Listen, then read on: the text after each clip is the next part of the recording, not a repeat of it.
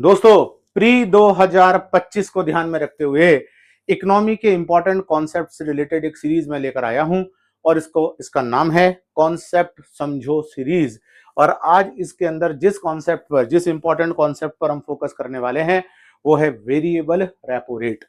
तो आपने अब तक अपनी स्टडी के अंदर पढ़ा होगा कि रेपो रेट वो रेट होती है जिस पर आरबीआई बैंकों को शॉर्ट टर्म लिक्विडिटी देता है, शॉर्ट टर्म उधार देता है, और इसका एम होता है मार्केट की लिक्विडिटी को बढ़ाना। और साथ साथ में आपने ये भी सुना होगा कि रेपो रेट को डिसाइड यानी कि डिटरमाइन कितनी होगी, ये कौन करता है? आरबीआई करता है। मतलब इसमें बैंकों का रोल ये नहीं है कि वो रेट को डिटरमाइन करे। अब इसमें एक दिक्कत आ रही थी, ध्यान से समझिएगा। दिक्कत क्या आ रही थी? दिक्कत ये आ रही थी कि मान लीजिए कि आरबीआई ने रेपो रेट डिसाइड कर रखी है से 6%, है ना। मान लीजिए कि आरबीआई की रेपो रेट है कितनी? 6%। और बैंकों को ये फील हो रहा है कि ये 6% भी बहुत ज्यादा है। मतलब हम आरबीआई से 6% पर उधार लें और अगर मार्केट में 7% पर उधार दें, मार्केट की रेट अगर 7% हम रखेंगे, और क्योंकि हम आरबीआई से 6% पे ले रहे हैं, ऐसी कंडीशन में हम इस 7% पर अधिक लैंडिंग कर ही नहीं पाएंगे, लिक्विडिटी बढ़ेगी नहीं, क्योंकि लोगों को ये 7% भी ज्यादा लग रही है। अब चूंकि आरबीआई ने रेपो रेट तो डिसाइड कर ही दी है, इससे कम पर तो कोई लैंडिंग करेगा नहीं। और इस बीच के जो 1% का जो बैंकों का प्रॉफिट है, अगर बैंक वो भी नहीं लेंगे तो बैंक अपना काम कैसे करेंगे? और अगर इस रेट को इन्होंने जो 7% वाली रेट को घटाया तो बैंकों का ऑपरेशनल कॉस्ट और प्रॉफिट नहीं निकलेंगे, और इस रेट पर लैंडिंग करने की कोशिश की तो ग्राहक उधार नहीं लेंगे। इसी समस्या को दूर करने के लिए एक वेरिएबल रेपो रेट का कॉन्सेप्ट आरबीआई ने इंट्रोड्यूस किया, जिसमें खास बात ध्यान रखिएगा, आरबीआई बैंकों को उधार देता है नीलामी के आधार पर, ऑक्शन के बेसिस पर। मतलब बैंक आरबीआई से कहते हैं कि हमें इस रेट पर उधार दे दो, और बैंक आरबीआई से रेट डिसाइड करके बैंकों को, आरबीआई को बता रहे हैं। फॉर एग्जांपल, बैंकों को चूंकि मार्केट की रेट पता है, किस रेट पर वो मार्केट में उधार दे सकते हैं, वो 7 पर नहीं दे सकते। मान लीजिए कि वो 6.50 पर ही उधार दे सकते हैं, इससे ज्यादा पर देंगे तो लैंडिंग होगी नहीं। तो बैंकों ने आरबीआई को बोला कि जी हमको उधार दे दो, और हम इस उधार को 5.5% की रेट से लेना चाहते हैं। अंतर समझना, रेपो रेट में आरबीआई डिसाइड कर रहा था कि किस रेट पर उधार देंगे, वेरिएबल रेपो रेट में बैंक डिसाइड कर रहे हैं कि वो किस रेट पर उधार लेंगे। और इसका फायदा ये होगा क्योंकि बैंक आखिरकार वो इंस्टीट्यूशंस है जिनको मार्केट की स्थिति पता है, और इसका फायदा यह होगा कि एक प्रॉपर तरीके से लिक्विडिटी मार्केट में इंजेक्ट हो सकेगी। रेपो में यह दिक्कत आ रही थी।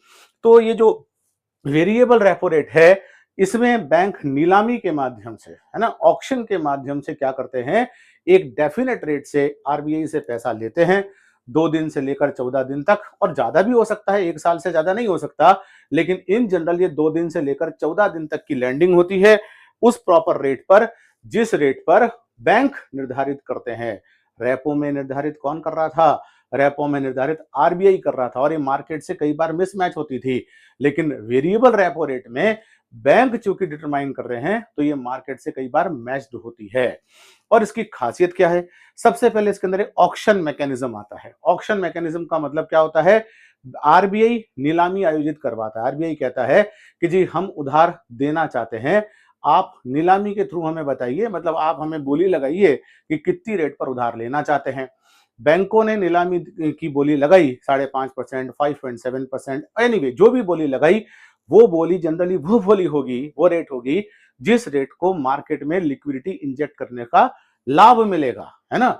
इसलिए मिलेगा क्योंकि बैंकों को पता है कि वो किस रेट से मार्केट में उधार दे सकते हैं। तो इसमें सबसे पहले क्या होगा? ऑक्शंस होंगे। उसके बाद ये रेट बाजार के द्वारा सेट कर दी गई है। कैसे? अगर बाजार में बैंक 6.5% की रेट से उधार दे रहे हैं और बैंकों ने वेरिएबल रेपो रेट के लिए मान लीजिए 5.75% की बोली लगाई, तो आखिरकार ये 5.75% ही बैंकों ने क्यों बोला? तब क्योंकि इस रेट का इंपैक्ट इस पर पड़ा है, और यही कारण है कि बैंक बहुत बेहतर तरीके से इस रेट को डिटरमाइन कर सकते हैं। तो ये मार्केट के द्वारा जो है कहीं ना कहीं डिटरमाइन हो रही है।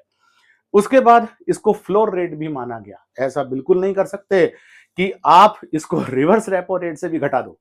रिवर्स रेपो रेट क्या होता है? जिस पर बैंक आरबीआई को उधार देते हैं, ठीक है। तो मान लो वेरिएबल रेपो रेट हो गई 5.75%, मान लीजिए, और उस समय रिवर्स रेपो रेट चल रही है मान लीजिए 5.50%, है ना, या मान लीजिए कि उस समय रिवर्स रेपो रेट चल रही है 6%।